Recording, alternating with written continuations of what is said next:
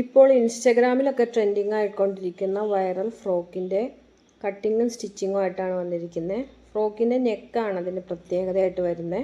ഒരു റൗണ്ട് കോളറുണ്ട്, പിന്നെ ഒരു വീനെക്ക് ഉള്ളിലുണ്ട്, സ്ട്രഗ് പോലെയാണ്. അപ്പോൾ നമുക്കതെങ്ങനെയാണ് ചെയ്യുന്നതെന്ന് ജസ്റ്റ് പാറ്റേൺ ഞാൻ കാണിച്ചു തരാം. അപ്പോൾ നമ്മുടെ അളവനുസരിച്ച് ബോഡി പാർട്ട് നമ്മൾ ലൈനിങ്ങിൽ ഫസ്റ്റ് കട്ട് ചെയ്തെടുക്കുക. ഫ്രണ്ടും ബാക്കും സെയിം ആയിട്ട് കട്ട് ചെയ്തെടുക്കുക. പിന്നെ ഫ്രണ്ടിൻ്റെ ബോഡി പാർട്ട് വെച്ചിട്ട് നമുക്ക് പേപ്പറിലൊന്ന് പാറ്റേൺ സെയിം തന്നെ ഒന്ന് കട്ട് ചെയ്തെടുക്കാം. എപ്പോഴും ഇങ്ങനെ മോഡൽ ഡ്രസ്സുകൾ സ്റ്റിച്ച് ചെയ്യുമ്പോൾ നമ്മൾ പാറ്റേൺ പേപ്പറിൽ കട്ട് ചെയ്തെടുക്കുകയാണ് നല്ലത്. അതിനുശേഷം നമുക്ക് വേണ്ടുന്ന ഡിസൈൻ എന്താണോ അത് പേപ്പറിൽ ചെയ്തിട്ട് അത് തുണിയിലേക്ക് വെച്ച് കട്ട് ചെയ്യുകയാണ് കേട്ടോ നല്ലത്. അപ്പം ഞാനിവിടെ ന്യൂസ് പേപ്പറാണ് എടുത്തിരിക്കുന്നത്. നമുക്ക് വലിയ വലിയ പാറ്റേൺസൊക്കെ ചെയ്യുമ്പോൾ പാറ്റേൺ പേപ്പർ കിട്ടും, അത് മേടിച്ച് ചെയ്താലും മതിയാകും. ഞാൻ വലിയ പാനൽ കട്ട് അങ്ങനെയൊക്കെ ചെയ്യുമ്പോൾ മെറ്റീരിയൽ തന്നെ എടുത്താണ് ചെയ്യാറ്. ഇനി അങ്ങനെ കിട്ടാത്തവർ പാറ്റേൺ പേപ്പർ മേടിച്ച് ചെയ്താൽ മതി കേട്ടോ. അപ്പോൾ ചെറിയ ഫ്രോക്കിനും കാര്യങ്ങൾക്കൊക്കെ ഇതുപോലെ ചെറിയ മെറ്റീരിയലൊക്കെ ആണെങ്കിൽ, നമുക്ക് ചെറിയ അളവൊക്കെ ആണെങ്കിൽ ന്യൂസ് പേപ്പർ തന്നെ മതിയാകും. അപ്പോൾ ന്യൂസ് പേപ്പറിൽ നമ്മുടെ ബോഡി പാർട്ടിൻ്റെ അളവ് എത്രയാണോ അത് കട്ട് ചെയ്തെടുക്കുക. കോളർ നെക്ക് ആയതുകൊണ്ട് ഷോൾഡർ കൂട്ടിയെടുക്കണം കേട്ടോ. സാധാരണ നെക്കിന് വേണ്ടി ചെയ്യണേക്കാളും കുറച്ചധികം ഷോൾഡർ കൂട്ടിയെടുക്കണം കേട്ടോ. ഇനി നമ്മൾ ഈ പാറ്റേൺ പേപ്പറിൽ കോളർ വരുന്ന പോർഷനാണ് ചെയ്യുന്നത്. അപ്പോൾ അവിടെ നമ്മൾ കഴുത്തകലം ഒരു 2 ഇഞ്ച് അടയാളപ്പെടുത്തി കൊടുക്കുക.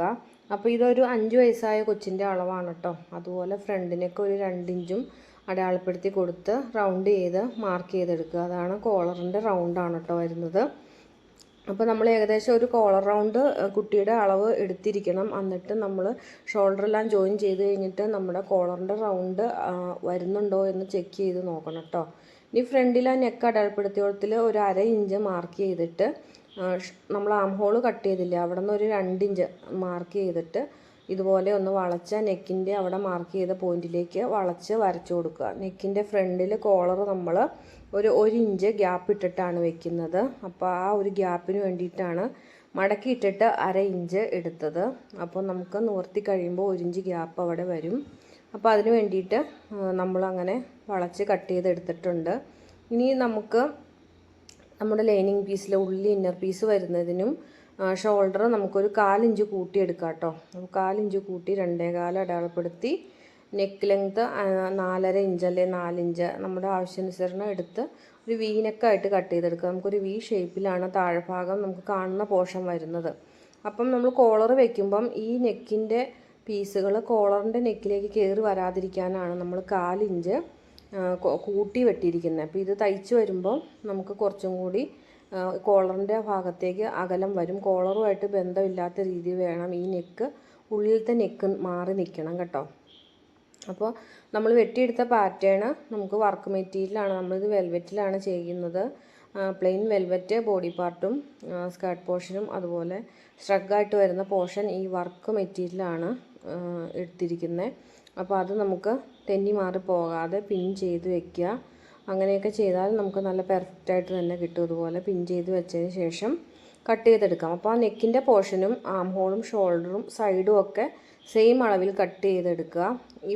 ഈ വളച്ച് ഇപ്പോൾ ഞാൻ കട്ട് ചെയ്യുന്ന പോർഷൻ ഉണ്ടല്ലോ, ആ ഭാഗം മാത്രം ഒരു 1/4 ഇഞ്ച് ഒന്ന് എക്സ്ട്രാ ഇട്ട് കൊടുത്തിട്ട് കട്ട് ചെയ്ത് എടുക്കണം കേട്ടോ.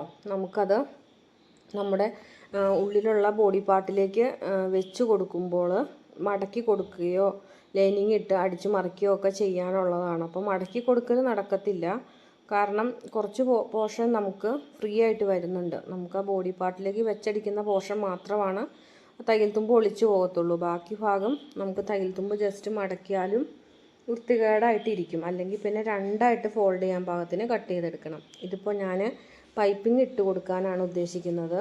ലൈനിങ് ഇട്ട് അടിച്ച് മറിച്ച് വെച്ചാൽ ഫിനിഷിംഗ് ആയിട്ടിരിക്കും. ഇതിപ്പോൾ വെൽവെറ്റിൻ്റെ മെറ്റീരിയൽ ആയതുകൊണ്ട് എല്ലാം കൂടി വരുമ്പോൾ ഒത്തിരി തിക്നെസ്സായി പോകുമല്ലോ. അപ്പോൾ ഈ പ്ലെയിൻ മെറ്റീരിയൽ ഉപയോഗിച്ച് പൈപ്പിംഗ് ഇട്ട് കൊടുക്കാമെന്ന് ഞാൻ വിചാരിച്ചു. അതിപ്പോൾ നിങ്ങളുടെ ഇഷ്ടം പോലെ നിങ്ങൾക്ക് എങ്ങനെയാണെന്ന് വെച്ചാൽ ചെയ്യാം കേട്ടോ. അപ്പോൾ പ്ലെയിൻ വെൽവെറ്റിൽ ബോഡി പാർട്ട് നമ്മൾ കട്ട് ചെയ്തെടുത്തിട്ടുണ്ട്.